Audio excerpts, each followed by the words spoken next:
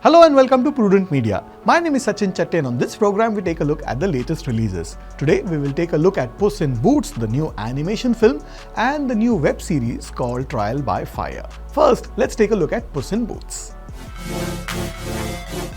Just when you thought that animation films had become a bit too formulaic, Puss in Boots, The Last Wish comes as a fresh breath of air. For a change, we have a sequel that justifies its existence, unlike many others that were used as a cash cow. This Shrek spin-off kicked off a little over a decade ago and made its appearance in Shrek 2, that was many moons ago, in 2004 to be precise. This is clearly a more serious effort to let Puss come into his own rather than make a movie that just acts as a filler. It cuts to the chase right away. The walking talking cat Puss, with the voice of Antonio Banderas, is in the middle of several adventures and gets killed only to be resurrected since a cat has 9 lives. Now Puss has exhausted 8 of them with just 1 life left, like all mere mortals. His doctor advises him to take it easy and become a recluse. That's the only way he can prolong his life. Since he doesn't have much of a choice, he decides to give it a shot and goes to live with Mama Luna, who has more cats in her house than you could count in one go. But it is not long before the next adventure begins.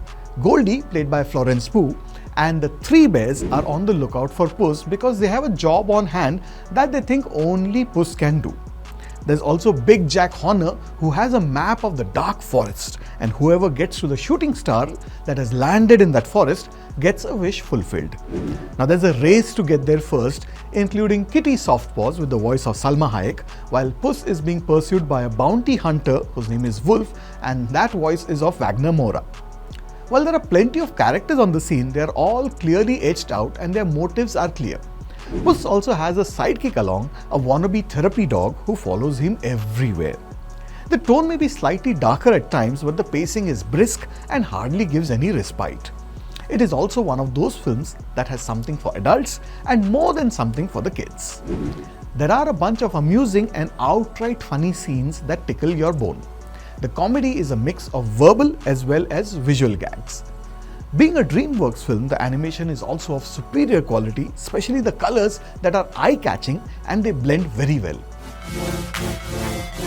With seasoned voices like Banderas and Hayek, there is Wagner Moura also, who makes an impression as the wolf. All said and seen, Puss in Boots is a fun outing. Let's hope they keep the standards when there is another sequel. I'm going to go with 3 out of 5 stars for Puss in the Boots. And now let's take a look at the new web series Trial by Fire. The Trial by Fire is a mini series which is streaming on Netflix. It is based on the tragic incident that took place in Ubhar Cinema, a single screen theatre in New Delhi, where there was a fire and 59 people lost their lives. Not directly because of the fire, but because of inhaling carbon monoxide, and more than 100 people were injured in the stampede. Directed by Prashant Nair, Randeep Jha and Avni Deshpande, the series is based on a book of the same name which is written by Neelam and Shekhar Krishnamurthy, who play the pivotal role in the film. Neelam is played by Rajashri Deshpande while Shekhar is played by Abhay Deol. They both lost their children in that tragedy. Along with other families affected by that tragedy, their effort as the Association of Victims of Ubhar Tragedy, AVUT as it is called, they want justice and bring the culprits to book.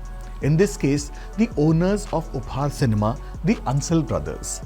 At one point, the Ansal brothers are referred to as Asia's biggest property developers, and it is never easy to take on the rich and the mighty, not in India at least. The Krishnamurthy's quest for justice lasted well over 20 years, and that is a telling tale as to how harrowing it is to get justice in our country.